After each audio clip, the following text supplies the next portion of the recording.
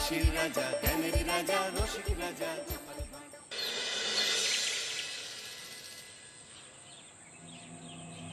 তখন থেকে মহারাজ কি লিখছেন খাতায়?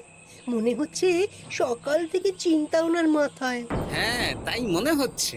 আমাদের সাথে কোনো কথাই বলছেন না, শুধু লিখে চলেছেন। একজন মানুষ মনোযোগ দিয়ে কাজ করছেন আর তোমরা ক্রমাগত বকে চলেছো। না, আসলে মহারাজ কি কারণে চিন্তিত সেটা জানতে না পারলে আমাদেরও চিন্তা হয় বই কি। হুম, অর্থ বুঝলে, অর্থ। রাজকোষের অবস্থা খুবই খারাপ, আর সামনেই তো শিবরাত্রি পুজো। কিভাবে যে কি হবে কিছুই বুঝতে পারছি না। মহারাজ, এরকম হলে এবারে কিভাবে পুজো হবে? শিবরাত্রির পুজোয় তো অনেক খরচ। এত লোকজন আসেন, তাদের জন্য ভোগের প্রসাদের ব্যবস্থা করা তো মুখের কথা নয়। এবার তোমাদের সবাইকে দায়িত্ব নিতে হবে। আমরা সবাই। কি দায়িত্ব মহারাজ? আমি গতকাল তোমাদের রানীমার সাথে এই ব্যাপারে কথা বলেছি। রানীমা কি বললেন মহারাজ? দেখো, তোমরা সব সভাসদেরা যদি মুক্ত হস্তে দান করো, আর রাজকোষ থেকেও যতটা সম্ভব অর্থ সাহায্য দিয়ে এবারে পুজো এবং ভোগের আয়োজন তাহলে সুসম্পন্ন করা যাবে। দানের চেয়ে বড় পুণ্যকর্ম আর কি আছে? যে সভাসদ সবচেয়ে বেশি দান করবে তাকে পরে কিছু অর্থ সাম্মানিক হিসেবে দেওয়া হবে। আচ্ছা মহারাজ। তাহলে আজ রাজসভার আলোচনা এইটুকুই রইল, বাকি কথা পরে হবে। বলি গিন্নি, আমি খুব সমস্যার মধ্যে আছি বুঝলে। হ্যাঁ, তোমার তো অর্থের টান ধরলেই আমার কথা মনে পড়ে গো। কি করে বুঝলে? বাবা, বুঝবো না? এতদিন ধরে তোমার সাথে সংসার করছি, তাও বুঝবো না? আমি কি আজকাল আর তোমার কাছে চাই বলো? আমার মা আমার নাম রেখেছিল পার্বতী, আর বলেছিল দেখিস তুই ভগবান শিবের মতন বর পাবি। তোমাকে পেয়েছি, কিন্তু সাথে পেয়েছি অভাব। হ্যাঁ, সে যতই অভাব হোক, মন্ত্রী মশাইয়ের মতো স্বভাব তো নষ্ট করিনি গিন্নি। সেই জন্যেই তো তোমার সংসারে পড়ে আছি গো, নইলে কবে এই চাল চুলোহীন সংসার ছেড়ে চলে যেতুম। হ্যাঁ, বলছি শোনো না, ওই কিছু মোহরের খুব দরকার। এবার মন্দিরে শিবরাত্রির পুজো হবে, কিন্তু মহারাজ তেমন খরচ করতে পারবেন না। তাই তাই কি? তাই আমাদের সব সভাসদদের বলেছেন দান করবার জন্য। এই দেখো, আমার যা গয়নাগাটি ছিল সবই তো বন্ধক রাখা আছে, নইলে বলতাম। আরে বাবা, সে তো জানি, কিন্তু আর কোনো উপায় নেই। কি বলি বলো তো? দেখি কি করা যায়। আরে বাবা রে বাবা, এত চিন্তা ভাবনা না করে বাবা মহাদেবের ওপর ভরসা রাখো গো, উনি কোনো একটা পথ দেখাবেন। দেখো, দেখা যাক গিন্নি, উনি এখন আমার আশা ভরসা।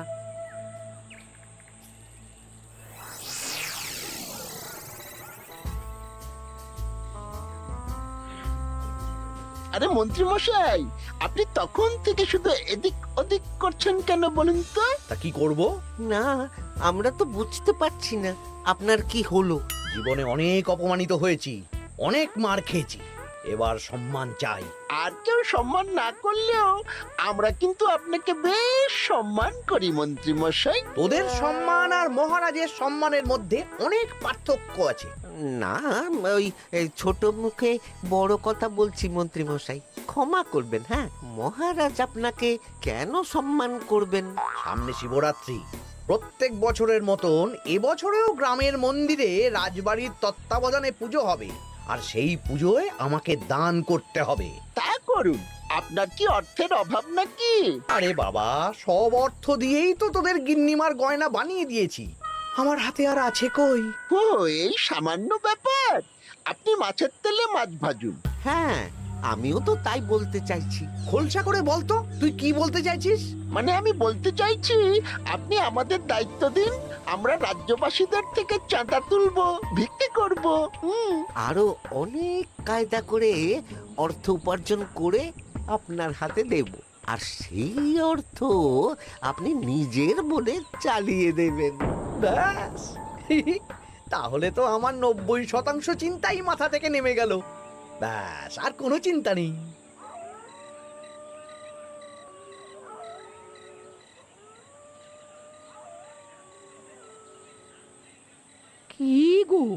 এত রাত হয়ে গেল, এখনো ঘুমোচ্ছ না কেন বলো তো? হ্যাঁ, খুব চিন্তা হচ্ছে গো গিন্নি, এখনো বুঝে উঠতে পারিনি যে কি করে দান করব। শুধু অর্থদানই কি দান নাকি গো?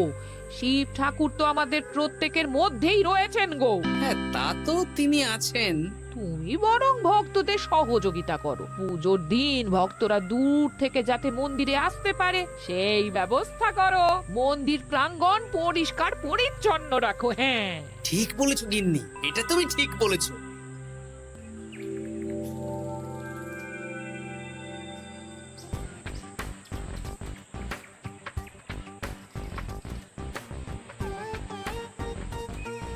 এই যে বাড়িতে কে আছেন?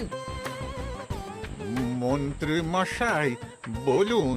হ্যাঁ, তা প্রত্যেক বছরের মতন এই বছরেও তো শিবরাত্রি উপলক্ষে মন্দিরে পুজো হচ্ছে, জানেন তো? হ্যাঁ, সে তো জানি, কিন্তু আমার গিন্নির পায়ে এত ব্যথা যে এবারে আর জল ঢালতে যেতে পারবে বলে তো মনে হয় না। তাতে কি, আপনি দান করুন, বাবা দূর থেকে আশীর্বাদ দিয়ে দেবেন। দান? তা কিসের দান? এত ধুমধাম করে পুজো হবে, তার দান। এ কি, এতদিন ধরে মন্দিরে তো দান দেওয়ার কোনো ব্যাপার ছিল না। এবার আছে। দান করা সবচেয়ে বড় ধর্ম। হ্যাঁ, আমরা বুড়ো বুড়ি খুব অল্প অর্থে সংসার চালাই। আমাদের ছেলে যেটুকু পাঠায় তা দিয়েই চালাই। আমরা আর কি দান করব মন্ত্রী মশাই? দরকার হলে কদিন না খেয়ে থাকবেন, বাবার নামে উপোস করবেন, আর যে দান করবে না আমি তাকে এই রাজ্যে থাকতে দেব না। ওরে বাবা রে, দিচ্ছি দিচ্ছি দিচ্ছি। আর শুনুন, এই দানের ব্যাপারটা যেন পাঁচ কান না হয়, নইলে কিন্তু। ওরে বাবা, না না না, ঠিক আছে ঠিক আছে। আজকে সারাদিনে ভালোই রোজগার হয়েছে, কি বলিস বটা? হ্যাঁ, কালকে আবার সারাদিন চাঁদা তোলা হবে। চাঁদা নয়, বল চাঁদার নামে দান তুলছি।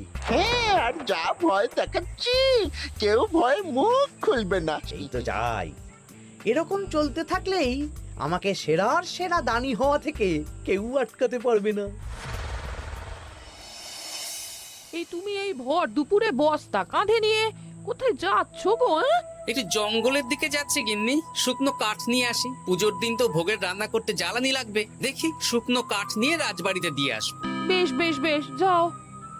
হে দেবাদিদেব মহাদেব, তুমি একটু দেখো বাবা।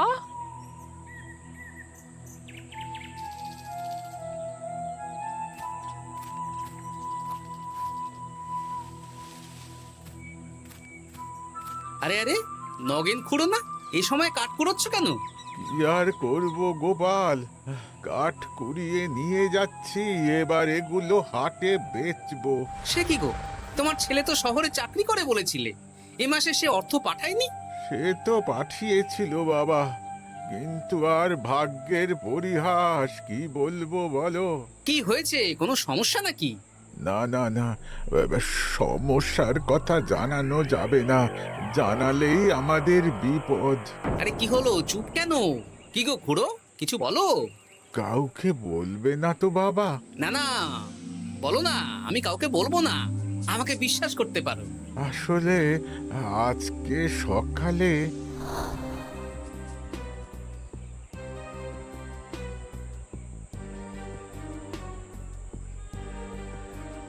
হ্যাঁ, মন্ত্রী মশাই? হ্যাঁ, শুধু আমাদের বাড়ি থেকে না, গ্রামের সব বাড়ি থেকে তুলেছে।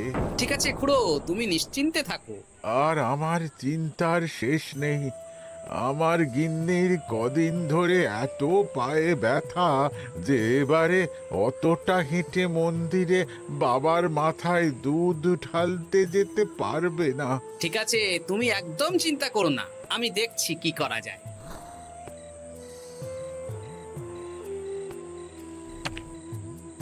প্রহরী, এটা ভাড়ার ঘরে রেখে দিয়ে এসো, বলো গোপাল দিয়েছে, ভোগ রান্নার সময় জ্বালানি লাগবে তো, তাই এই কাঠ দিয়ে গেলাম। আচ্ছা গোপাল দাদা।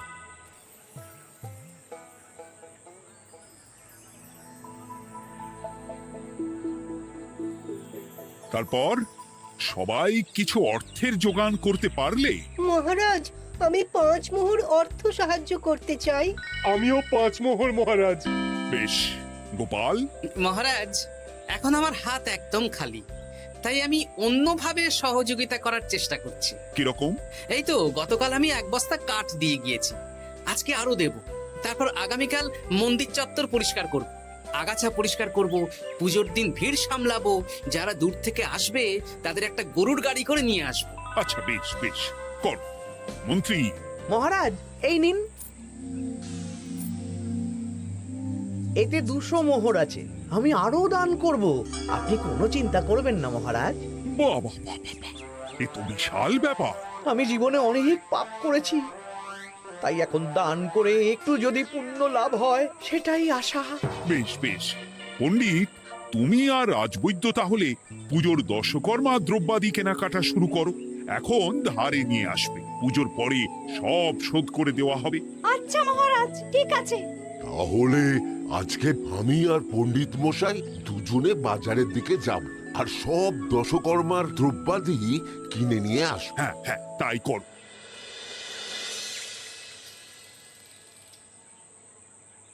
এই ঘটা পুঁটির বাবা একটা কানা করিও চাঁদা দেয়নি। হ্যাঁ, আমার মাথায় একটা বুদ্ধি আছে। কি বুদ্ধি? দেখ, ওদের বাড়ির বাইরে একটা শাড়ি ঝুলছে। শাড়িটা দেখে খুব একটা ওই পুরানো মনে হচ্ছে না। ওটা হাত সাফাই করে বাজারে বেচে যা অর্থ পাবো সেটাই মন্ত্রী মশাইকে দেব, তাই তো? একদম তাই।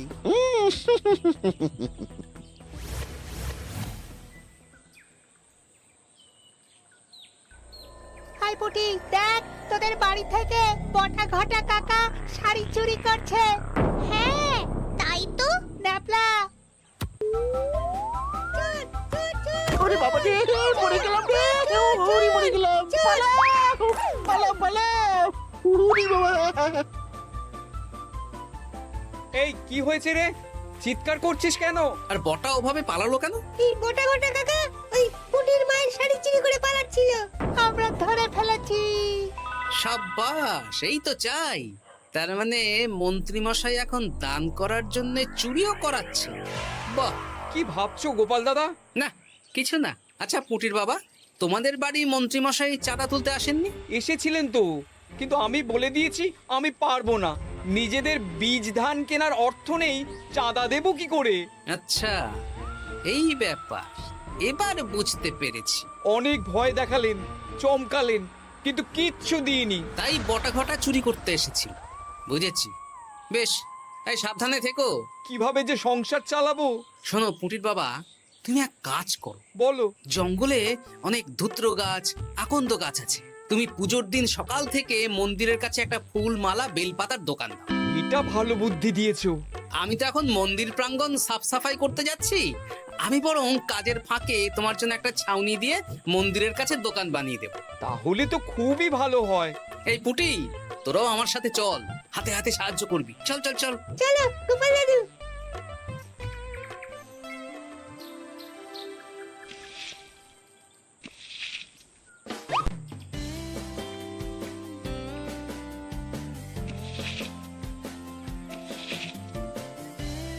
দাদু, এই জায়গাটা গর্ত আছে, তাই মাটি নিয়ে এলাম। এই তো বুদ্ধিমান ছেলে, এবার ঢেলে দে। ব্যাস, এখানটা এবার ঠিক হয়ে গেল। দেখি এবার মন্দিরের পিছনের দিকটা একটু পরিষ্কার করে দিই।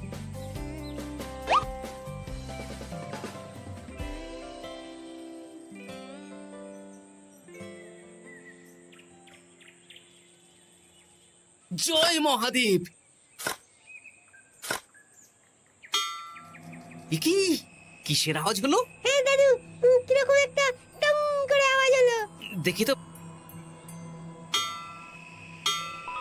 আরে বাবা, এটা ঘোড়া মনে হচ্ছে। হ্যাঁ তাই তো মনে হচ্ছে। জয় মহাদেব। বের করো বের করো। এই তো।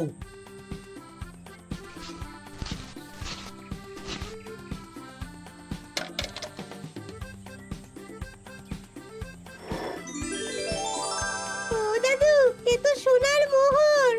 জয় মহাদেব, তুমি সত্যি আছো প্রভু, তুমি সত্যি আছো? একই দাদু, তুমি কাঁদছো কেন? সবই মহাদেবের কৃপা। মহারাজ বলেছিলেন দান করতে, মহাদেব নিজেই নিজের পুজোর ব্যবস্থা করে নিলেন রে। হ্যাঁ, তাই তো দেখছি দাদু। তবে শোন, এই কথাটা কাউকে বলিস না। আচ্ছা গোপাল দাদু, আমরা কাউকে বলবো না। হ্যাঁ।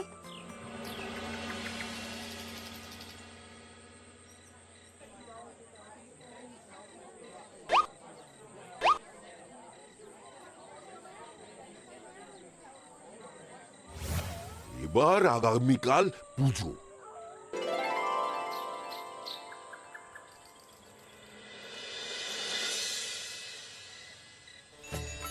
জয় শিব শম্ভু, হর হর মহাদেব। হে প্রভু, হে মহাদেব, জগতের কল্যাণ করো ভোলানাথ। জয় শিব শম্ভু। জয় জয় শিব শম্ভু, জয় শিব শম্ভু। বাবা দেখো বাবা, বাহ বাহ বাহ বাহ, এই তো সব ভালোই হচ্ছে। ভালো তো হবেই মহারাজ। আমি যা দান করেছি, পুজো পাঠ এবারে ধুমধাম করে হবে। দান করে অত অহংকার করতে নেই মন্ত্রী। এক হাতে দান করলে আরেক হাতকে জানাতে নেই, বুঝলে? বুঝেছি মহারাজ।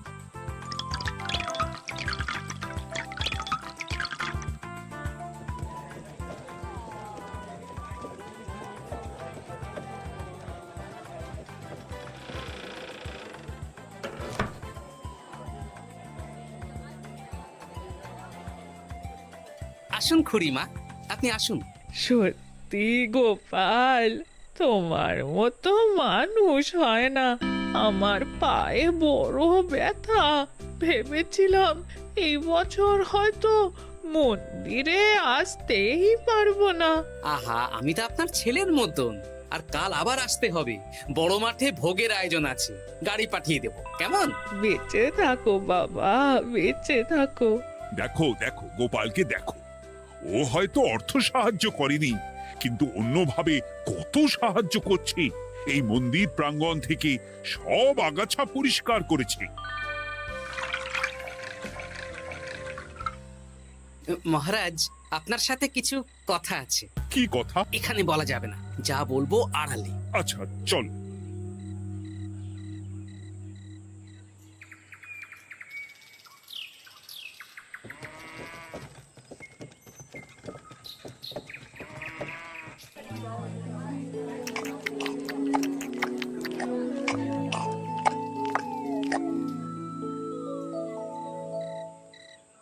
আজ সান্ধ্য সভায় সবাইকে আমি ডাকলাম, তার একটাই কারণ। কি কারণ মহারাজ? কি বলবেন আজ?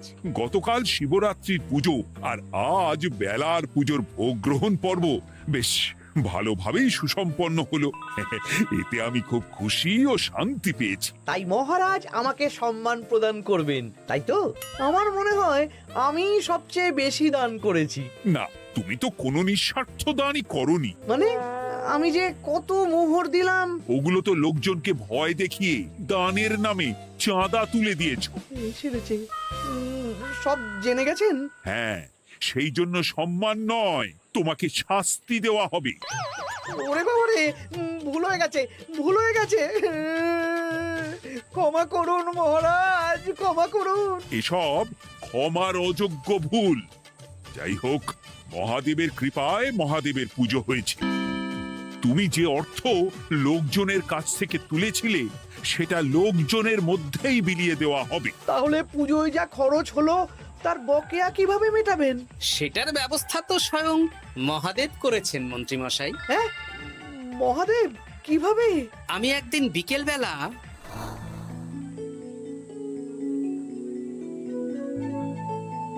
ওরে বাবা, এক ঘোড়া সোনার মোহর। হ্যাঁ, এক ঘোড়া সব মহারাজকে দিয়ে দিয়েছি। আর এই দান সংক্রান্ত যে অর্থ সাম্মানিকের কথা বলেছিলাম তা পাবে গোপাল। ধন্যবাদ মহারাজ। তবে মন্ত্রী মশাই যে অর্থ লোকজনের কাছ থেকে বলপূর্বক তুলেছেন সেটা দিয়ে গরিব চাষি ভাইদের বীজ কেনার অর্থ দান করা হবে। আর মহাদেবের কৃপায় যে এক খড়া মোহর পাওয়া গেছে তা দিয়ে বকেয়া মেটানো হবে। সাবাস গোপাল, সাবাস। এই না হলে আমার গোপাল। সাধু সাধু। আর মন্ত্রী মশাইকে কি করা হবে? ওকে কাল শাস্তি দেওয়া হবে।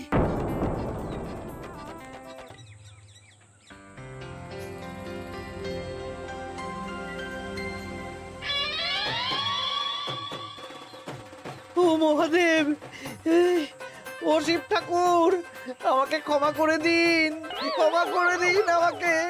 ওসব না বলে একবার কান ধরে উঠবস করুন আর একবার করে বলুন জয় মহাদেবের জয়। জয় মহাদেবের জয়, জয় মহাদেবের জয়, জয় মহাদেবের জয়। সবই মহাদেবের দান।